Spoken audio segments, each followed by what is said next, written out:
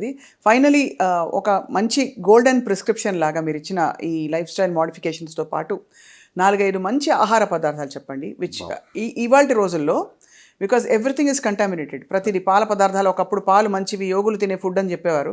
ఇప్పుడు పాలు తాగాలంటే భయం వేస్తుంది, అన్ని హార్మోన్ ఇండ్యూస్డ్ కాబట్టి. పళ్ళు అన్ని స్ప్రేలు వేస్తున్నారు, రకరకాల ఇది మసాలాల్లో కార్సినోజెనిక్ సబ్స్టెన్సెస్ బయటపడ్డాయని చెప్పి మనకి ఫుడ్ సేఫ్టీ అథారిటీ వాళ్ళు చెప్తున్నారు. సో మరి what is the best food to eat? Sure అండి. ఇప్పుడు మీరు అడిగిన దాన్ని చూస్తుంటే you are what you eat. మనం ఏం తింటామో అలాగే మనం తయారవుతాము. సో ఇన్ దట్ వే మరి నేను ఫస్ట్ ఏం చెప్పాలనుకుంటున్నానంటే ఏమి తినకూడదు. I think that's important. Because ఇదే తినాలి, ఒక రూల్ బుక్ పెట్టుకుని ఫలానాదే తీసుకోండి అని చెప్పి రోజు ఒక రూల్స్తో మనం జీవించాలని జరగని పని అది. So what should not be taken అంటే చూస్తే మొట్టమొదటిగా ప్రాసెస్డ్ ఫుడ్, ప్రాసెస్డ్ మాంసం. అంటే సో దట్ ఈస్ సంథింగ్, దానిలో ఖచ్చితంగా అది క్యాన్సర్కి కారణం అవుతుందని ఆల్రెడీ ప్రూవ్ చేయబడింది. రెడ్ మీట్ మనందరికీ తెలుసు, ప్రోస్టేట్ క్యాన్సర్ కావచ్చు, లేకుంటే క్యాన్సర్ కావచ్చు, రెడ్ మీట్ వల్ల వస్తుంది.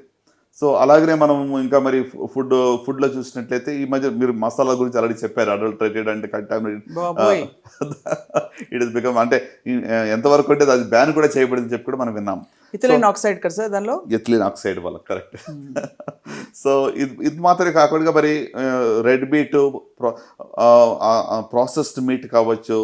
సో ఇవి కాకుండా మిగతా ఫుడ్ ఏది తినకూడదు మనం ఆలోచిస్తే ఐ థింక్ ఫ్రైడ్ ఫుడ్స్ ఎక్కువగా, అంటే మనకి రెడీమేడ్ ఫుడ్స్ ఏదైతే ఫ్రైడ్ విత్ ఆయిలీ ఫుడ్ తింటామో దానివల్ల కూడా డెఫినెట్గా క్యాన్సర్ రిస్క్ అనేది ఎక్కువగా ఉంటుంది. ఇది చాలా కీలక ఇన్ఫర్మేషన్ సార్. ఐ థింక్ వారానికి సగటున 2-3 సార్లు తినేస్తారు ఫ్రైడ్ ఫుడ్. అందరం తింటాం, ఎక్కడో అక్కడ బజ్జీలు, బోండాలు, రోడ్డు మీద. ఇప్పుడు ఇలాంటి వెదర్ ఉందంటే బయట ఖచ్చితంగా వేడి మిరపకాయ బజ్జీలు తినాలంటారు. బట్ ఇట్స్ నాట్ అడ్వైజబుల్ కదా సార్, ఫ్రాంక్లీ. అంటే మోతాదు ఇంపార్టెంట్ దేనికన్నా కూడా. అగైన్ నేను చెప్తాను, చాలా మోడరేషన్లో ఉండాలి. ఇప్పుడు కాల్చిన మాంసం, I think that is something prevent చేయాలి. డెలికసీ కదా సార్, అంటే చార్డ్ ఫుడ్ లో కార్సినోజెన్స్ ఉంటాయి.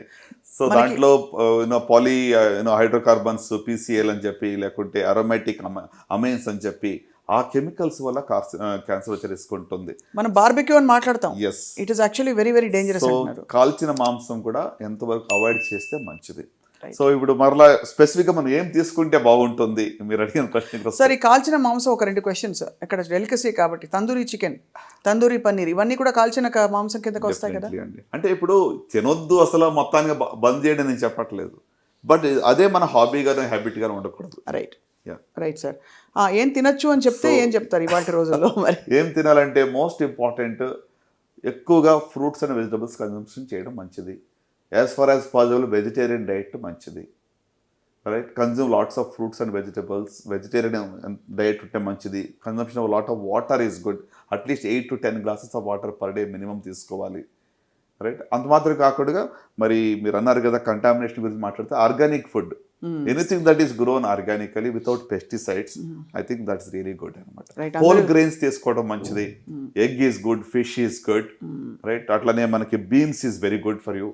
సో ఇవి కన్జ్యూమ్ చేయటం వల్ల ఖచ్చితంగా మరి అంటే బ్యాలెన్స్డ్ డైట్ అనేది ఇంపార్టెంట్. ఈ బ్యాలెన్స్డ్ డైట్లో కూడా ప్రతిరోజు లెక్కలు వేసుకుని మనం తింటూ జీవించాలని కూడా ఇంప్రాక్టికల్. అవును. సో అందుకోసం వాట్ ఈజ్ రిస్కీ దాన్ని అవాయిడ్ చేసి మిగతా వాటిని మనము you should enjoy what you eat. Colourful, make your plate very colourful.